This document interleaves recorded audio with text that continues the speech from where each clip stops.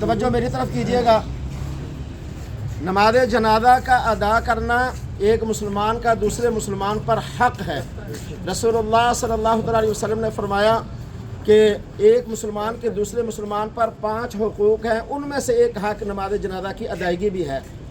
مجھے یہ دیکھ کر بہت خوشی ہوئی کہ انہوں نے سادی چادر اوپر ڈالی ہوئی ہے. سارے حضرات دیکھ لیں، بہت خوشی ہوئی. دیکھیں، ایک بات تو یہ سمجھیں کہ جس طرح زندے کو قرآن کریم کے لکھے ہوئے حروف کے ساتھ لباس پہننا جائز ہے؟ نہیں جائز ہے. کیوں؟ قرآن کی کیا ہے؟ انتہا درجے کی گستاخی ہے. اسی طرح میت کے اوپر وہ چادر لکھی ہوئی جس پر قرآنی آیات اور قرآن شریف اور آیت الکرسی ہے، وہ بھی ناجائز ہے اور گناہ ہے. میت کے اوپر نیچے تک پاؤں اور کہاں تک وہ ڈال دیتے ہیں. یہ جن لوگوں نے بار بار بتاتا ہوں چادریں بنائی ہیں، وہ کاروباری ان کا نظام ہے. ہمیں تو سوچنا چاہیے کہ اس پر ڈالنا چاہیے یا نہیں ڈالنا. تو قطعاً اپنی میت کے اوپر وہ چادر نہ ڈالیں. یہ گستاخی ہے قرآن کی اور گناہ ہے. سادی چادر ڈالیں، ذکر کریں، درود شریف پڑھیں. وہ میت کے جو ہے نا وہ بخشش کے لیے، درجات کی بلندی کے لیے کام آئے گی. قبرستان میں جا کر قبر کے اوپر بھی یہ قرآنی آیات کو لکھنا چھوڑ دیں اللہ کے لیے. کتے بلیوں کو اوپر گھومتے ہوئے، اور میں لفظ ادا نہیں کر سکتا، وہ کرتے ہوئے دیکھا ہے. قبر کے اوپر قرآن لکھنے سے بخشش نہیں ہوگی. وہ جو زندگی میں اللہ اور اس کے رسول کی محبت اور قرآن اور اسلام کی محبت لے کے گیا، وہی اس کے کام آئے گا.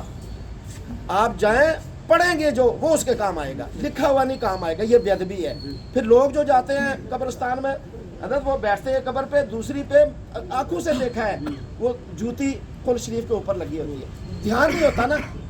اب لکھنے والے گناہ گار اور بیٹھا ہوا بھی گناہ گار. ان چیزوں کو چھوڑ دیں اللہ کے لیے. یہ بہت نقصان دہ ہمارے لیے، ہمارے اعمال کے لیے. دو بات. تیسری بات یہ ہے کہ نبی پاک صلی اللہ تعالیٰ علیہ وسلم نے فرمایا کہ جب آپ میت کو دفن کریں، دفن کرنے کے بعد کچھ دیر کھڑے ہو کے اس کے لیے دعا کریں، کیونکہ اب سوال و جواب اس سے ہوگا، تاکہ یہ اب سوال و جواب دینے میں اس کے لیے استقامت رہے، استقامت اس کے لیے بن جائے، کھڑے رہیں.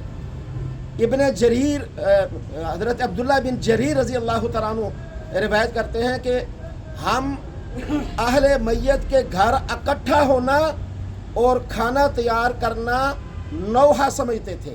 نوحہ اسلام میں کیا ہے؟ حرام ہے، ناجائز ہے.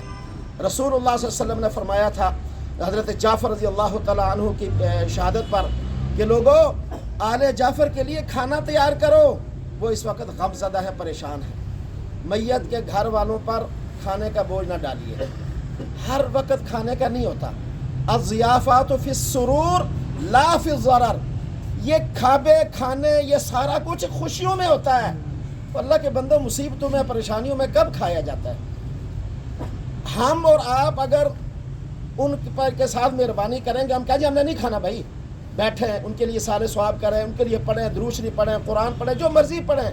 لیکن اس موقع کے اوپر کھانے نہیں ہوتے. کھانوں کے لیے بہت سارے مواقع ہوتے ہیں، بہت سارے مواقع ہوتے ہیں. اس موقع پر ان کو آپ یقین کریں، مالی ہمارے مجھے کہنے لگے، میں ایک جگہ گیا، میت تھی، وہ والدہ فوت ہوئی، اس کا بیٹا رو رہا ہے میرے پاس. آواز آئی، وہ ڈونگا لے آؤ. وہ بیچارے کا رونا توڑنا اتنے ہی ختم ہو گیا. بتائیں آپ اس بیچارے پہ کیا بنے؟ وہ تو بیچارہ پریشان ہے، میں نے اس کی پریشانی کو وہ کیا کر دیا. اس کے ساتھ ساتھ ایک خصوصی بات، وقت ہو گیا کافی، ایک بات ضروری میں بتا دوں، بڑی ضروری ہے. آج کل سوشل میڈیا کے اوپر ایک مولوی صاحب پگڑی باندھ کے بیٹھے ہوئے ہیں. ہر دوسرا آدمی پریشان ہے، مجھے بھی بھیج رہے ہیں سوشل میڈیا پہ، وائرل کرو. اس مولوی صاحب کو اللہ مجھے بھی اور اسے بھی ہدایت دے.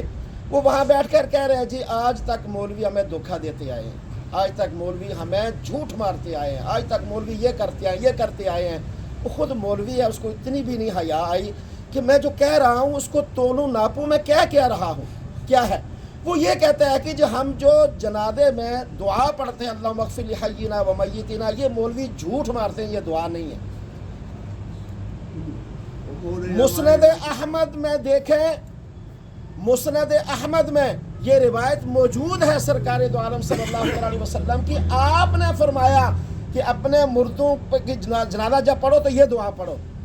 مسند احمد میں بھی موجود ہے، اسی طرح ایک اور حدیث کی کتاب میں ابھی میرے ذہن سے نکل گیا، حدیث ہے یہ رسول پاک صلی اللہ علیہ وسلم کی، اور حضور کی حدیث کو کوئی کہے جی یہ مولوی جھوٹ مارتا ہے یا مولوی غلط بیان کرتا ہے، پھر اس نے ایک لفظ کہا کہ میتنا، یہ غائب کا صیغہ ہے، اس بیچارے کو یہ بھی نہیں پتا یہ فعل ہے ہی نہیں، یہ تو اسم ہے، یہ فعل ہی نہیں ہے۔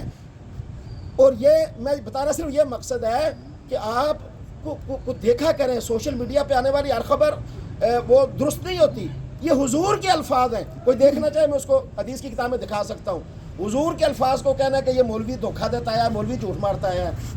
ہاں بات سمجھیں، میں اس سے پہلے بھی، یہ پرانے نمازی گواہ ہیں، میں پہلے بھی کئی دفعہ بتا چکا ہوں اخلاق کے دائرے میں کہ صرف یہ دعا کافی نہیں ہے، اس میں تو زندوں کے لیے سب کے لیے دعا ہے، مرحوم کے لیے اس میں ایک ہی لفظ ہے ومیتنا، اور یہ میرے آقا کریم صلی اللہ علیہ وسلم نے یہ لفظ بتایا ہے، آقا کریم نے، میں نے یا مولوی نے نہیں بتایا۔ اس کے ساتھ تو دعا یاد کریں، ساری کتابوں میں لکھی ہوئی ہے، اللہم اغفرہ وارحمہ وعافہ واعف عنہ واکرم نزلہ ووسع مدخلہ الی آخر، کافی لمبی ہے، وقت نہیں ہے۔ یہ حدیث میں نے پہلے بتایا کہ نہیں، پرانے حضرات بتائیں، مولوی دھوکہ دیتے ہیں، پتہ نہیں کدھر سے اپنے پاس سے، وہ سوشل میڈیا میں لوگوں کو پتہ نہیں ہوتا، وہ اس کو وائرل کرتے جا رہے ہیں، کرتے جا رہے ہیں۔ یہ الفاظ دھیان کریں اس بات پر، یہ حضور کے الفاظ ہیں، اللہم اغفر لحینا ومیتنا وشاہدنا وغائبنا، یہ مولوی کا دھوکہ کدھر سے آ گیا؟